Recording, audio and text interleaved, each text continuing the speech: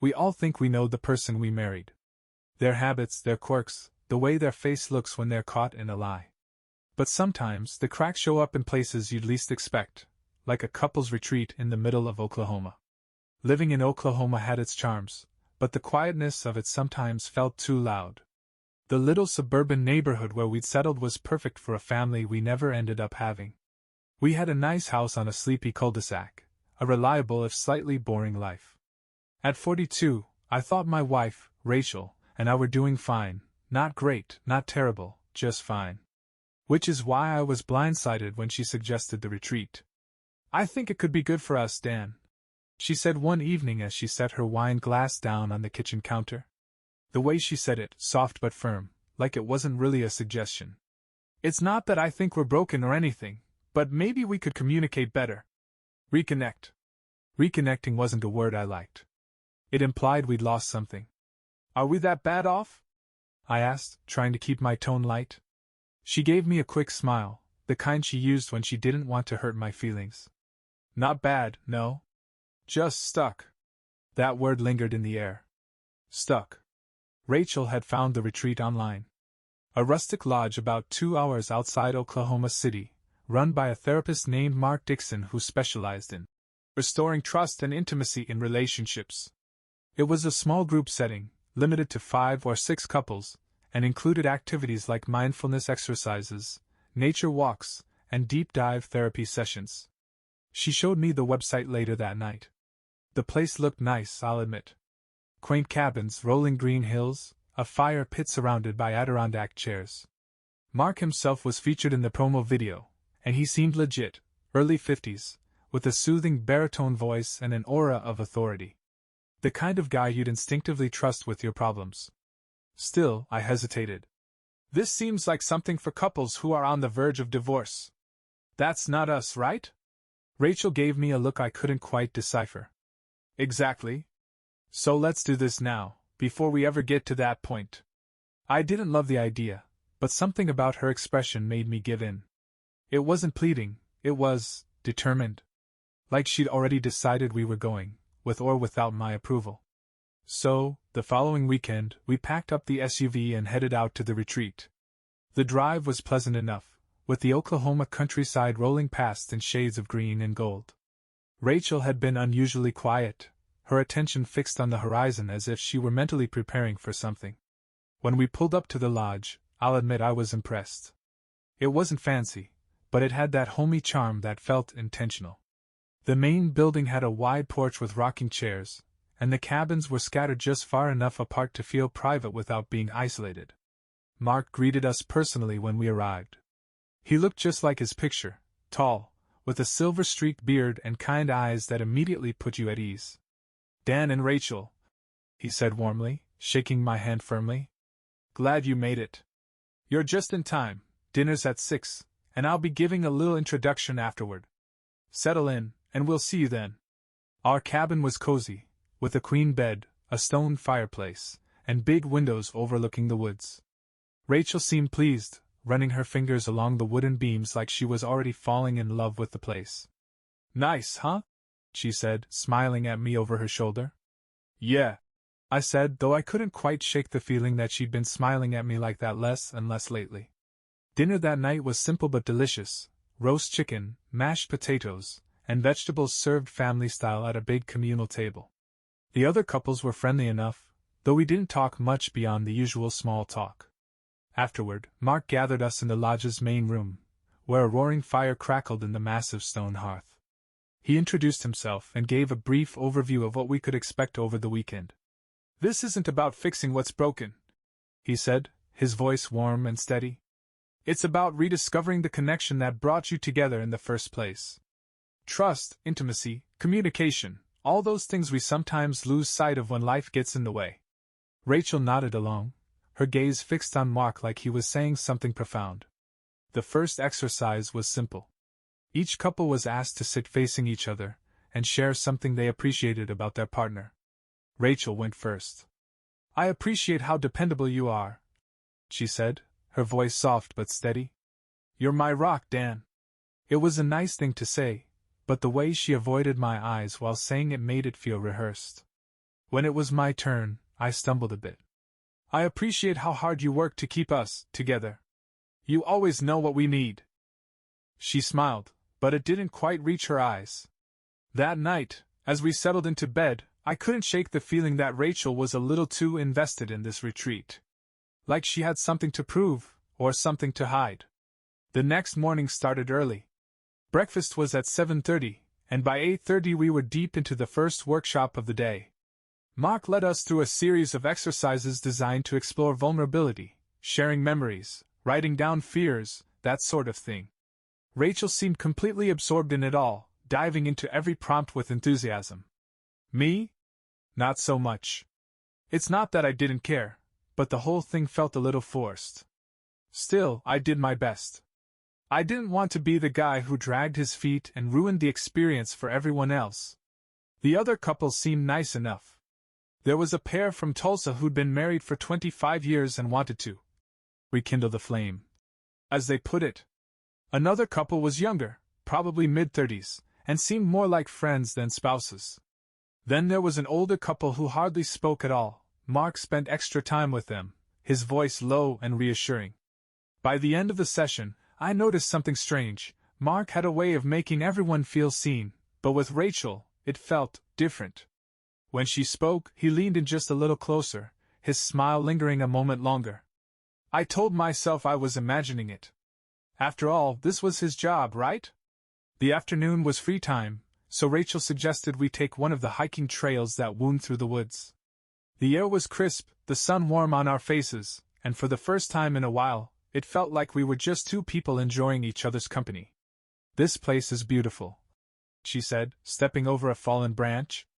"It is," I agreed, though I was looking at her when I said it. For a moment it felt like we were okay. Like maybe this retreat was a good idea after all. But then, as we headed back to the cabin, Rachel's phone buzzed. She pulled it out of her pocket, glanced at the screen, and quickly put it away. "Work?" I asked, trying to sound casual. "No, just a reminder," she said, brushing it off. That night, at dinner, I caught Mark glancing at Rachel. It was quick, almost imperceptible, but it was there. She didn't seem to notice, or pretended not to. The second day was more intense. We broke off into smaller groups for a session focused on hidden truths. Each person was asked to share something they'd never told their partner. When it was Rachel's turn, she hesitated. "I don't like admitting this," she began, her hands clasped tightly in her lap. "But sometimes I feel like I'm losing myself. Like I've spent so much time being someone's wife that I've forgotten who I am." Her voice cracked slightly, and I reached for her hand. But she didn't look at me. She was looking at Mark. He gave her a small, encouraging nod, and she smiled faintly. When it was my turn, I kept it simple. "I guess I worry I'm not enough for Rachel sometimes. That I'm not the person she thought she married." It was the truth, but as I said it, I felt like I was speaking to an audience of one, and it wasn't Rachel. That evening, as I was heading to the main lodge to grab a coffee, I overheard two staff members talking by the kitchen. They were speaking in hushed tones, but a name caught my attention: Rachel. "She's the one Mark's been focused on," one of them said. The other replied quickly, almost nervous. "You shouldn't say that. You know how he gets with these things." I froze, my hand on the doorframe. What the hell did that mean? Before I could hear more, they spotted me and abruptly stopped talking. One of them forced a polite smile. "Can we help you with something?" "No, I'm good," I muttered, walking away. I didn't tell Rachel about it that night. I wasn't even sure what I'd heard. Maybe it was nothing. Maybe it was a misunderstanding. But as I lay awake in bed, listening to her breathing softly beside me, I couldn't shake the feeling that something wasn't right. The next day, we were given a free afternoon to reflect and reconnect. Rachel wanted to join a yoga session, but I begged off, claiming I needed some time alone. While she was gone, I decided to explore the lodge. There was a cozy reading nook on the second floor, filled with old books and magazines. As I flipped through a random paperback, I noticed a folder sitting on the edge of the table. Curiosity got the better of me. Inside was a list of all the couples attending the retreat. Beside each name were handwritten notes, brief observations or goals for each pair. Most of it seemed standard. Rebuild trust, improve communication, focus on intimacy. But when I found our names, my stomach tightened. Next to mine it said, resistant, skeptical. Needs to engage more. Next to Rachel's, strong potential. Open to new possibilities. I stared at the words, the meaning sinking in like a weight in my chest. What the hell did strong potential mean? Potential for what? Before I could think about it too much, I heard footsteps on the stairs. Quickly, I stuffed the folder back where I found it, and walked out, trying to look casual. As I passed one of the staff members in the hall, I caught them watching me, their expression unreadable. That evening, at dinner, Rachel was unusually quiet. When I asked if something was wrong, she just shook her head and smiled faintly. Just tired, she said. But as we sat there, I noticed something else. Mark's attention seemed more focused on her than ever. A lingering glance here, a warm smile there. And Rachel, she wasn't avoiding it. If anything, she seemed to welcome it. The next morning started with another group session. Mark stood at the front of the room, his tone soothing, as he guided us through an exercise he called bridging the distance. Sometimes the things we don't say are the things that create the deepest divides, he said, pacing slowly. Today, we'll explore those unspoken words and find a way back to each other. We were paired off, sitting in small circles to share our thoughts. Rachel seemed hesitant at first, but as the session went on, she became more animated. She laughed at Mark's light-hearted anecdotes, nodding intently at his every word. I wanted to chalk it up to admiration for his skills, but there was something in the way she hung on his every word that twisted my gut. When the session ended, I lingered, pretending to study the group photos on the wall. Rachel excused herself, saying she needed to freshen up. Mark stayed behind, chatting with a few of the other couples. I watched as he glanced toward the door Rachel had just exited, his expression thoughtful. I couldn't let it go. That afternoon, while Rachel joined the journaling activity, I found myself back near the kitchen where I'd overheard the staff members talking. This time, I approached one of the younger staffers, a woman named Emily who had been friendly but quiet. Hey, I said, trying to sound casual. Can I ask you something? She looked up from the tray of glasses she was arranging. Sure. What's up? Does Mark? I mean, is he always this involved with participants? He seems to be paying a lot of attention to my wife. Emily froze for a second, her hands hovering over the tray. Then she looked around to make sure no one else was nearby. Look, I probably shouldn't say anything, she began, her voice low. But you're not imagining it. Mark, he has a way of zeroing in on certain people. Usually the ones who are vulnerable or open to him. Open to him? I repeated, my chest tightening. She hesitated, then leaned in slightly. It's not just about therapy. He gets emotionally involved. Sometimes more. There's a reason some couples leave here worse off than when they came. Her words hit me like a punch to the gut. Are you saying he's... I'm not saying anything. She cut me off, her eyes darting toward the hallway. Just pay attention. You'll see. Before I could press her further, someone called her name, and she hurried off. That evening, I tried to act normal. I didn't want Rachel to know I was suspicious, at least not yet. She seemed energized after her activities, her mood lighter than it had been in weeks. Yoga was amazing, she said, her eyes bright. You should have come. Maybe next time, I said, forcing a smile. Did you get much time with the instructor? Her expression shifted subtly, a flicker of something I couldn't quite read. A little. Mark led the session, actually. He's really good at creating a safe space, you know? I didn't respond. Later that night, as she slept beside me, I lay awake, replaying everything Emily had said. The folder. The glances. The message I'd seen on her phone. It all pointed to something I couldn't ignore. The next morning, I decided to confront Mark. I caught him as he was heading toward the lodge, clipboard in hand. Mark, I called, keeping my voice steady. He turned, smiling warmly. Dan, good morning. How can I help you? I stepped closer, lowering my voice. I need to ask you something. Are you crossing a line with my wife? For a moment, his expression didn't change. Then he gave a small chuckle, as if the idea was absurd. Dan, I'm a professional. My job is to guide couples back to each other, not to come between them. His calmness only made me angrier. I've seen the way you look at her. The way you talk to her. Don't tell me it's all part of the process. Mark's gaze hardened, just slightly. I understand how this might feel threatening, but I assure you, Rachel is here to reconnect with you. If you're feeling insecure, maybe we should explore that. He was good, too good. But his measured response only made me more certain that he wasn't being honest. I'll be watching, I said, my voice low. His smile returned, but it didn't reach his eyes. I'd expect nothing less. That afternoon, Rachel seemed different. She was quieter, more reserved. When I asked if she was okay, she gave me a tight smile and said, "Just a lot to process." She spent the rest of the day avoiding me, throwing herself into every activity she could sign up for. By dinner, I felt like I was sitting across from a stranger. When she excused herself to take a walk after the meal, I followed her, keeping enough distance so she wouldn't notice. She headed toward the edge of the property, where the cabins met the woods. And that's when I saw them. Mark was standing there, waiting for her. Mark was standing there, waiting for her. He had his hands in his pockets, his posture casual, but the energy between them wasn't casual at all. Rachel stopped a few feet away, and though I couldn't hear their words, her body language told me plenty. She was nervous, wringing her hands, glancing around as if making sure no one could see them.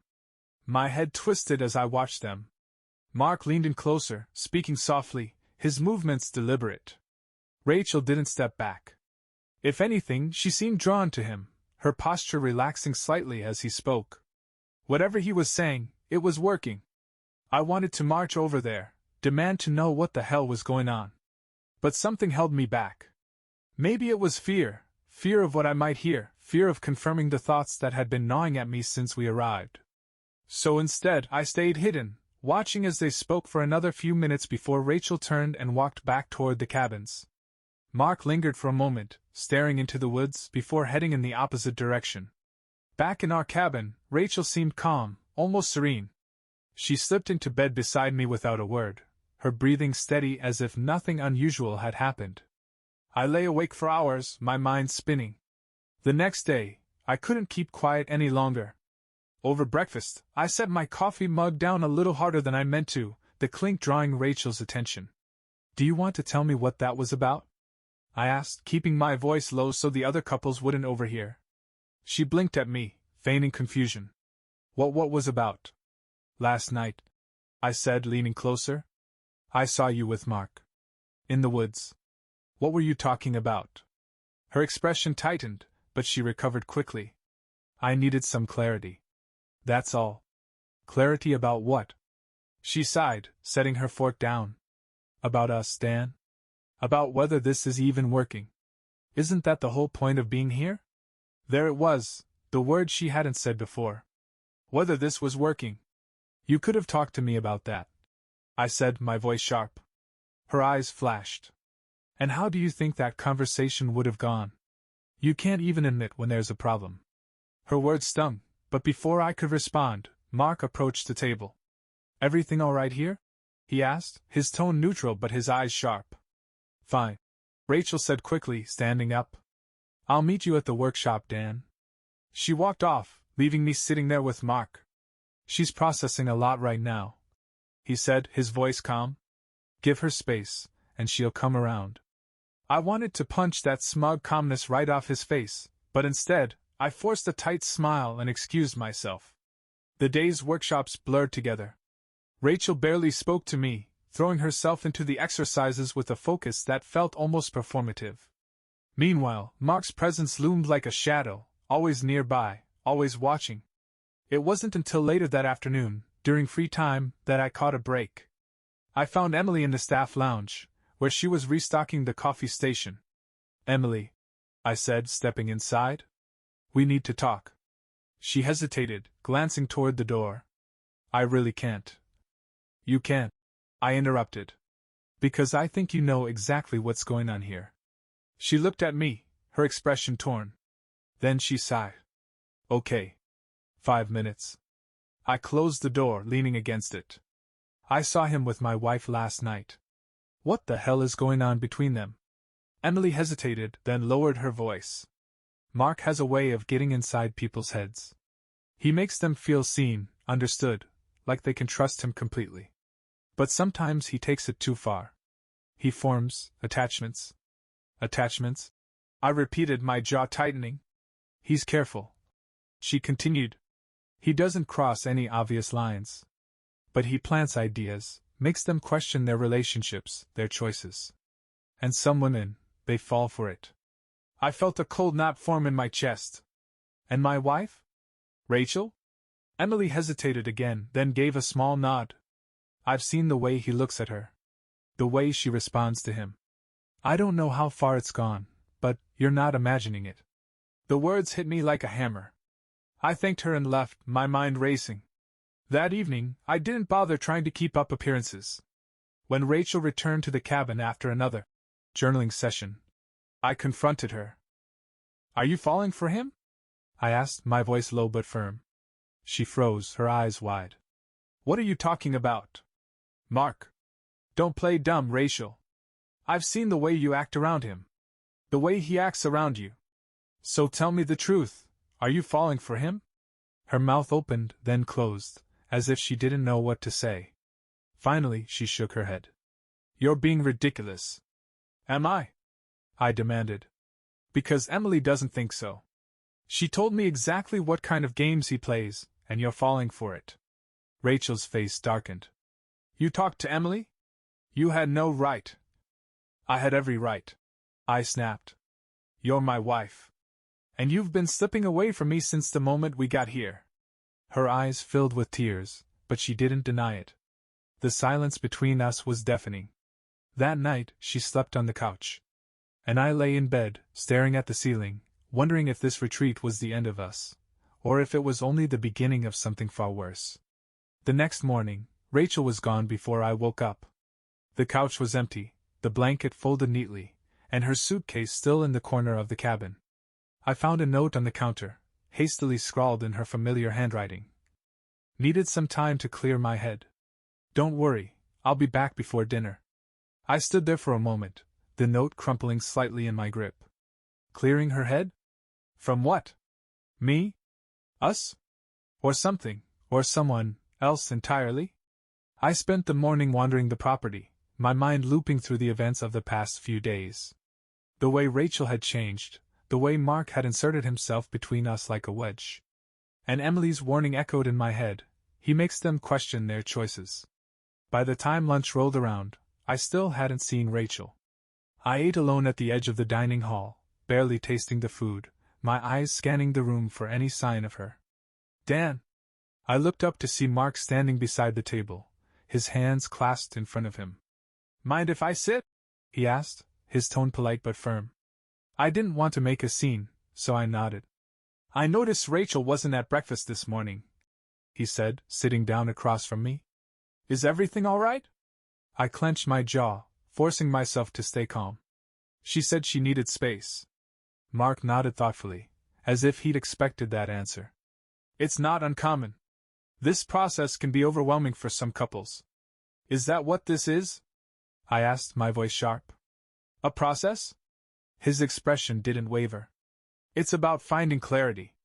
Sometimes that means facing uncomfortable truths. I leaned forward, lowering my voice. You've been planting those truths in her head since the moment we got here. Don't think I haven't noticed. For the first time, Mark's calm facade cracked, just slightly. Dan, I'm here to help. But I can't control how people interpret what they're feeling. That's up to them. I stared at him, my hands gripping the edge of the table. He didn't deny it. I'll tell you this, I said, my voice low and steady. If you've crossed a line with my wife, I'll make damn sure everyone here knows exactly who you are. Mark's smile returned, small and infuriatingly serene. I think you should focus on Rachel, not me. And with that, he stood up and walked away, leaving me seething.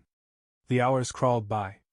I tried to distract myself with a walk through the woods, but every path seemed to lead back to the same unanswered questions. What was Rachel thinking? Where had she gone? And why did I feel like I was losing her, inch by inch, to someone who knew exactly how to manipulate her. As the sun dipped lower in the sky, I finally spotted her near the fire pit, sitting alone on one of the Adirondack chairs. She had a blanket draped over her shoulders, her face turned toward the horizon where the last rays of light painted the sky in shades of pink and orange. I approached slowly, unsure of what to say. "Hey," I said, sitting down in the chair beside hers. She didn't look at me, her gaze fixed on the distance. "Hey."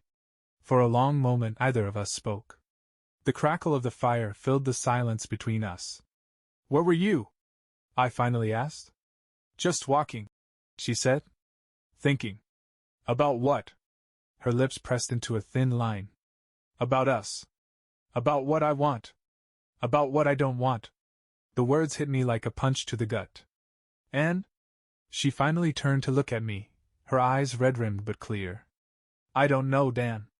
I came here hoping to feel something, anything, but all I feel is empty." I swallowed hard, my throat tight. "And Mark? Does he make you feel something?" Her eyes widened slightly, a flicker of guilt crossing her face. She opened her mouth to speak, then closed it again, looking away. "That's what I thought," I said bitterly, standing up. "Wait," she said, grabbing my hand. "It's not like that. He's been helping me see things more clearly.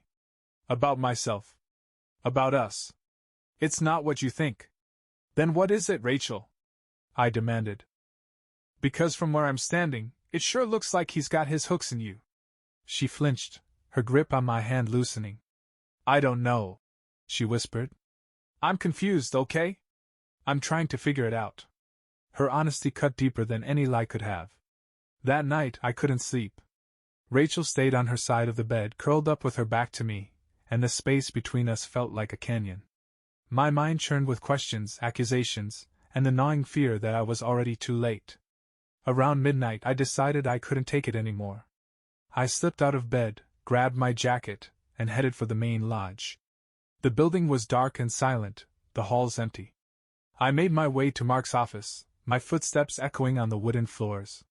The door was locked, but a small window on the side revealed the faint glow of a lamp inside. I couldn't resist. Using the edge of my sleeve to avoid leaving fingerprints, I jiggled the handle and gave the door a firm push. It creaked open, and I stepped inside, my heart pounding. The office was tidy, almost sterile. A bookshelf lined one wall, filled with books on psychology and relationships.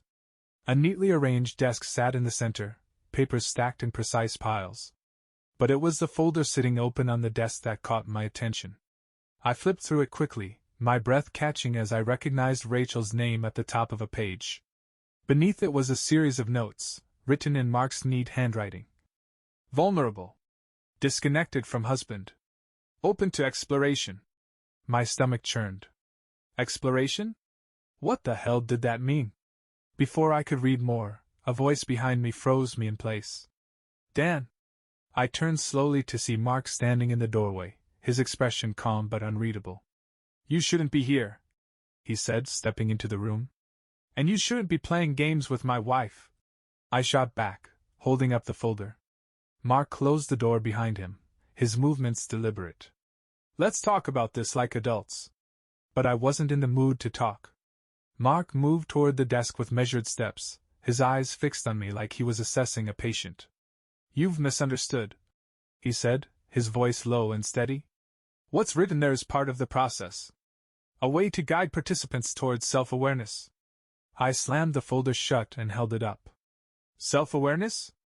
Is that what you call targeting vulnerable women and driving a wedge between them and their husbands?"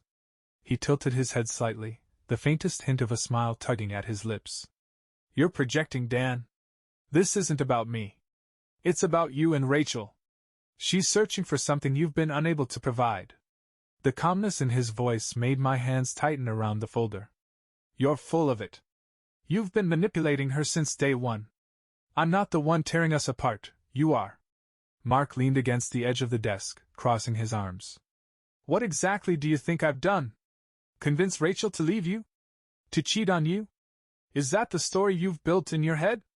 The way he said it, so detached, made it feel like he was daring me to say yes. I stepped closer, holding his gaze. You know damn well what you've done. I'm not playing your games. He straightened up, his face turning serious. Rachel is at a crossroads, Dan. She's questioning her choices, her future. That has nothing to do with me and everything to do with the state of your marriage. I didn't reply. Instead, I threw the folder back onto the desk and walked out of the office. Back in the cabin, Rachel was awake, sitting on the edge of the bed. She looked up as I entered, her expression wary. "Where were you?" she asked. "Talking to Mark," I said flatly. She sighed, standing up and wrapping her arms around herself. "Dan, I know you don't like him, but…" "This isn't about liking him," I interrupted. "This is about him crossing a line. I found his notes, Rachel. Notes about you." Her brow furrowed. "What notes?" I grabbed a chair and sat down, facing her. "He called you vulnerable. Disconnected. Open to exploration. What does that even mean?" Her mouth opened, then closed as she struggled to find the words. He's helping me figure things out. That's all. He's not doing anything wrong. You don't see it, do you?" I asked. "He's not just helping you. He's steering you. Pushing you." She shook her head, her voice rising. "No, Dan. He's helping me see the truth. About myself. About us. You've been so focused on trying to keep things the same, you don't even see what's broken." "And what's broken, Rachel?" I demanded.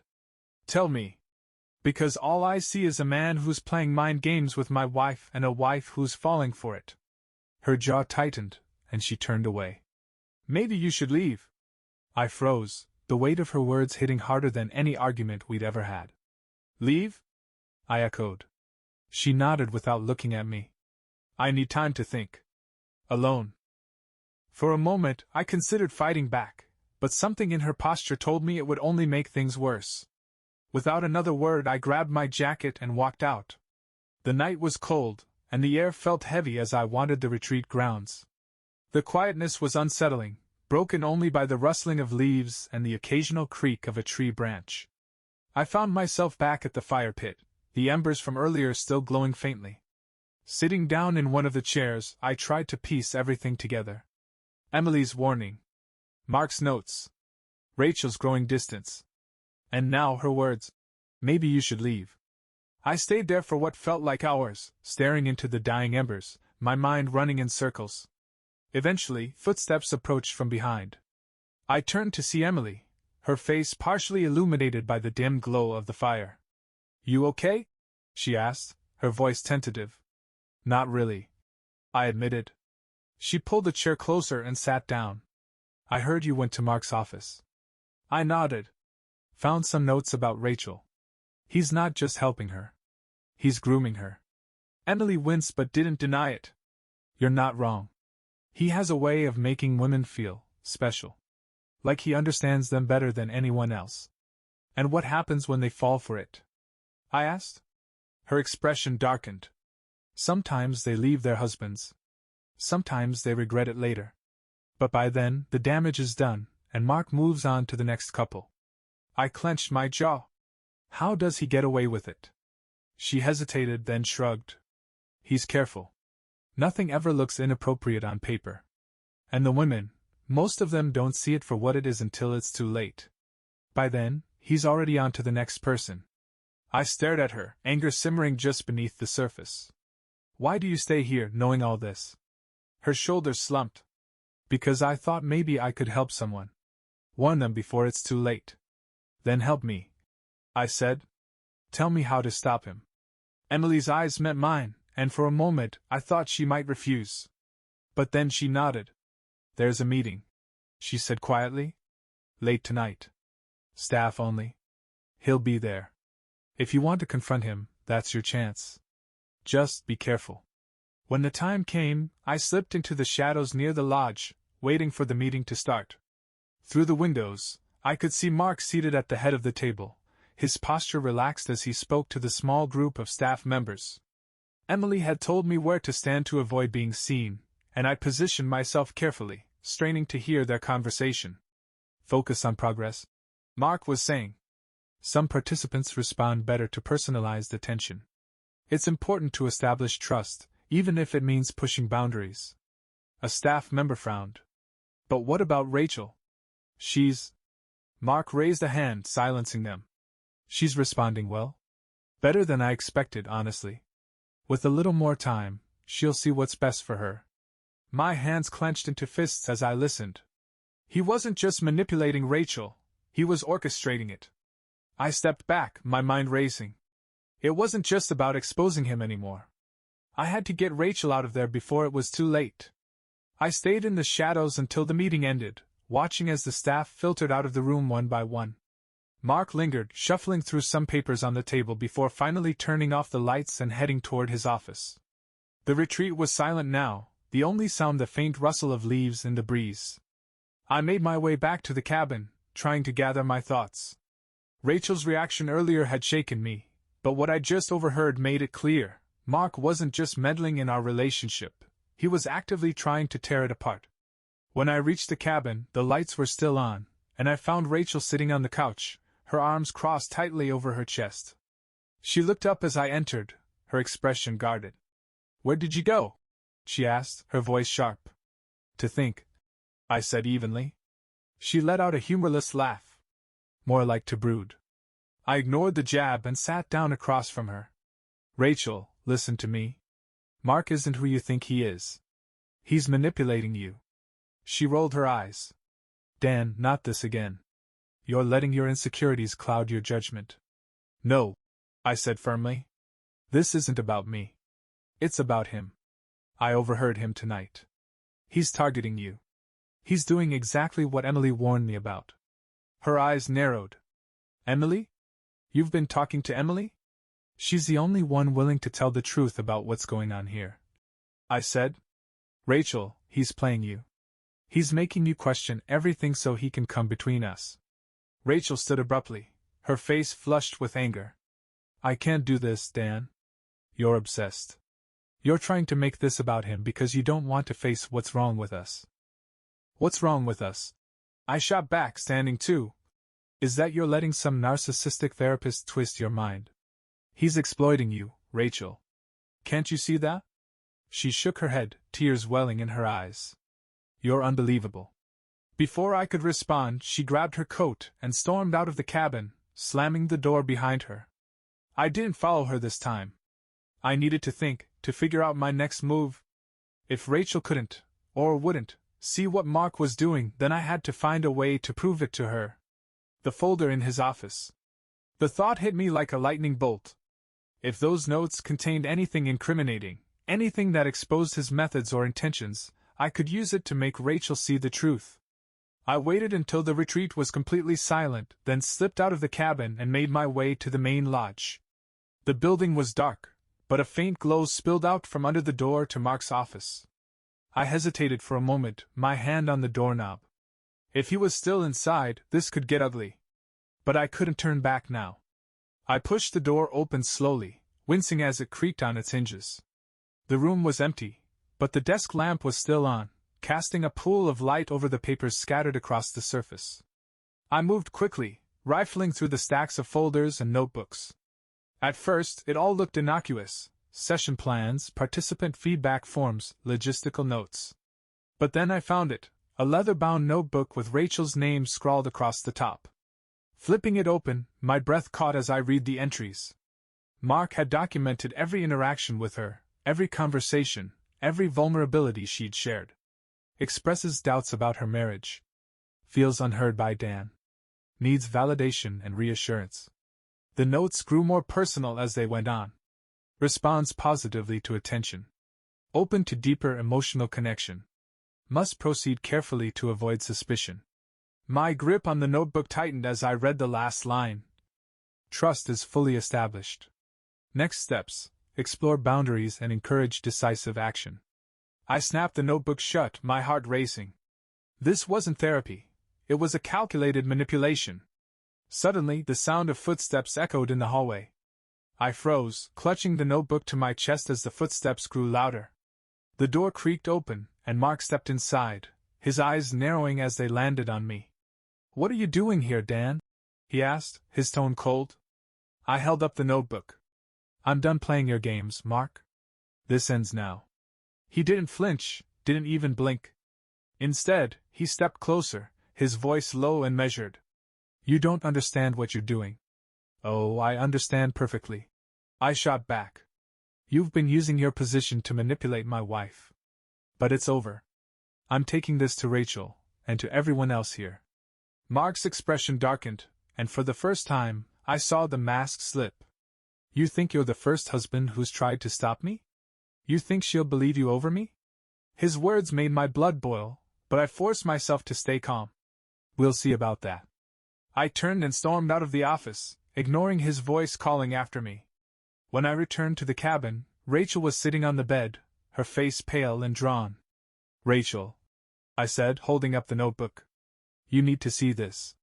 She looked at it warily, then at me. What is it? It's Mark's, I said, handing it to her. Read it. All of it. She hesitated, then opened the notebook. As her eyes scanned the pages, her expression shifted, confusion, disbelief, anger. When she finally looked up, her hands were trembling. This can't be real. It's real, I said quietly. This is who he is. This is what he does. Tears streamed down her face as she clutched the notebook to her chest. I was so stupid. I let him get inside my head. No, I said, sitting beside her. He's a professional manipulator. This isn't your fault. She shook her head, her voice breaking. But I let it happen. I let him make me doubt everything. I took her hand, squeezing it gently. We can get through this. Together. For the first time in days, she leaned into me, her head resting on my shoulder. I'm sorry, Dan, she whispered. The next morning, we packed our things and left the retreat. Mark didn't try to stop us, but I could feel his eyes on us as we drove away. As we headed back to Oklahoma City, I glanced over at Rachel. She looked exhausted but resolute, her hand resting in mine. We weren't fixed, not yet. But for the first time in a long time, it felt like we had a chance.